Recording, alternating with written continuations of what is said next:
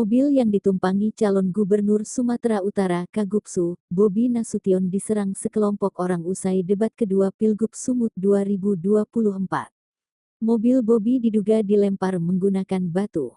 Dilansir Detik Sumut, Kamis tanggal 7 November tahun 2024, dalam video terlihat mobil berwarna hitam yang ditumpangi Bobi meninggalkan Hotel Santika Diandra, Medan, Rabu 6/11 malam.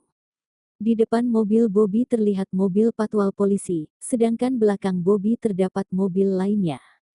Saat hendak membelok dari Jalan Pengadilan ke Jalan Kapten Maulana Lubis, mobil Bobi diduga dilempar sekelompok orang.